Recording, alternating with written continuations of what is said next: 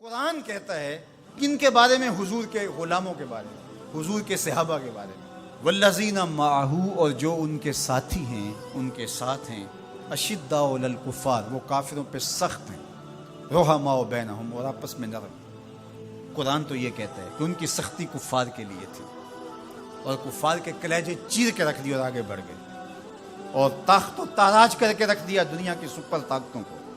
اسلام کے جھنڈے دنیا کے کونے کونے پہ گاڑ دیے۔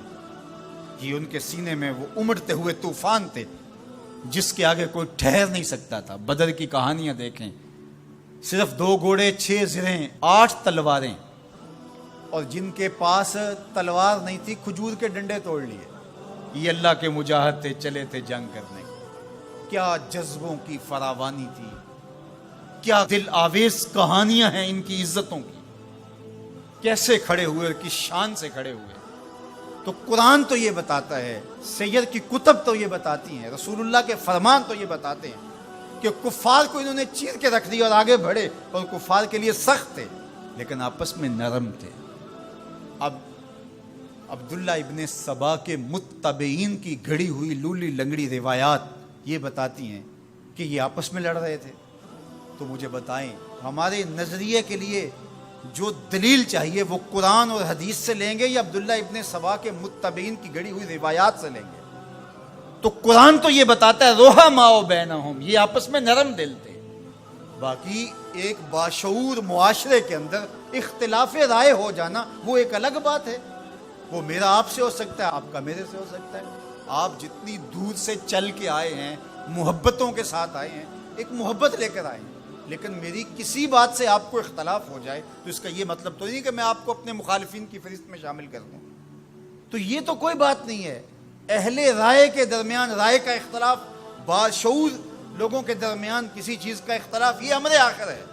اختلاف آخر اور چیز ہے، مخالفت اور چیز ہے، رائے کا اختلاف اور چیز ہے، حسد بغض کینہ اور چیز ہے۔ تو قرآن نے جو بتایا ہے رحماء بینہم، یہ آپس میں نرم دل، آپس میں بھی ان کی محبت تھی، اور اہل بیت کے ساتھ ان کا جو ربط و رشتہ تھا وہ عقیدت کا تھا، گہرا تھا، مضبوط تھا۔ یہ آپس میں ہر وقت جو تاریخی کہانیاں بتاتی ہیں کہ دست و گریبان رہتے تھے، ایسا قطعاً نہیں ہے، بلکہ ان کی پیار کی کہانیاں ہیں۔ مسجد سے باہر نکلتے ہیں جناب ابو بکر رضی اللہ تعالیٰ عنہ اور مولا کائنات سیدنا علی المرتضیٰ رضی اللہ تعالیٰ عنہ، آگے امام حسن کھیل رہے ہیں، بچے تھے، تو حضرت ابو بکر اٹھا کے کندھوں پہ بٹھا لیتے، اللہ اکبر، کندھوں پہ بٹھا لیتے ہیں، اور حضرت علی سے مخاطب وہ کہتے ہیں یہ تیرے جیسا تو نہیں، یہ تو حضور جیسا ہے، اس کی شکل تو حضور سے ملتی ہے۔ تو مولا علی آگے سے مسکرا رہے ہیں، کہتے ہیں یہ شبیہ رسول ہے، علی یہ تیری شبیہ نہیں، یہ رسول اللہ کی شبیہ ہے۔ تو یہ محبت کی کہانیاں نہیں تو اور کیا ہیں؟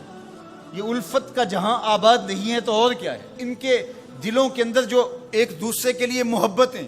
ریاض النظرہ فی مناقب عشرہ مبشرہ میں یہ واقعہ لکھا ہے، حضرت سیدنا علی المرتضیٰ رضی اللہ تعالیٰ عنہ فرماتے ہیں حضرت عمر کا دور خلافت تھا، میں رات کو سویا تو خواب دیکھتا ہوں۔ خواب میں کیا دیکھا کہ مصلی پہ کھڑے ہیں مسجد نبوی میں حضور اور نماز پڑھا رہے ہیں۔ تو کہتے ہیں حضور نے 2 مخصوص صورتیں پڑھی، پھر حضور نے سلام پھیرا، تو سلام جب حضور پھیرتے تھے تو بہت جلد رخ پلٹ کے صحابہ کی طرف کر دیتے۔ حضور جانتے تھے صحابہ میری زیارت کے لیے ترس گئے ہوں، چونکہ اتنے لمحے بھی کب گزرتے تھے۔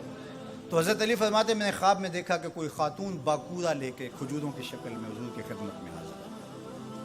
اب جو جتنے بھی نمازی تھے حضور نے ان کو بانٹنا شروع کر دیا، ایک ایک کھجور حضور نے سب کو عطا کی۔ تو کہتے ہیں کہ حضور نے مجھے بھی ایک کھجور عطا کی، جب میں نے اس کو کھایا تو اتنی لذیذ تھی کہ زندگی میں اتنا مزہ کبھی کھجور کا آیا نہیں تھا۔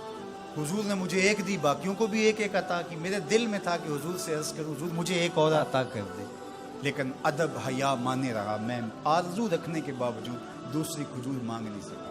اسی اثناء میں میری آنکھ کھل گئی، آنکھ کھلی تو کھجور کا ذائقہ میرے منہ میں موجود تھا۔ مسجد نبوی میں ادھر اذان ہو رہی ہے، میں نے جلدی سے وضو کیا اور سنتیں پڑھی اور مسجد نبوی میں پہنچا تو حضرت عمر نماز پڑھا رہے، اور جو صورتیں رات خواب میں حضور سے میں نے سنی تھی حضرت عمر بھی وہی تلاوت کر رہے تھے۔ مجھے لگا کہ رات والے خواب کی کوئی تعبیر تو نہیں ہے۔ خیر جب سلام پھرا تو حضور کے طریقے کے مطابق وہ بھی رخ پھیر کے صحابہ کی طرف بیٹھ گئے. میں نے دیکھا ایک طرف سے ایک خاتون کھجوریں لے کر کے بھی آ گئی. اب مجھے پکا ہو گیا کہ خواب کی تعبیر ہی ملے. خیر حضرت عمر بانٹنے لگے تو مجھے بھی کھجور دی. میں نے وہ کھائی تو واقعی وہ بہت لذیذ تھی. حضور سے تو مانگ نہیں سکا تھا, ادب حیا مانے رہا تھا, لیکن جناب عمر سے تو دوستانہ تھا. ان سے میں نے بے تکلف کہہ دیا, عمر ایک کھجور سے کام نہیں چلے گا, مجھے ایک اور. تو جناب عمر نے میری جانب معنی خیز نظروں سے دیکھا اور پھر مسکرا کے بولے, حضور نے دی تھی کہ میں بھی دوں. ان کی تو آپس میں دوستیوں کا تعلق تھا, ان کی تو محبتوں کے رشتے تھے, اور ہم ان کو آپس میں کھڑا کیا ہوا ہے. تو قرآن کہتا ہے روحا ماؤ بینہم. آپ کے عقیدے کی بنیاد کیا ہونی چاہیے صحابہ اور اہل بیت کے بارے میں؟ قرآن کی سنت سے روحا ماؤ بینہم.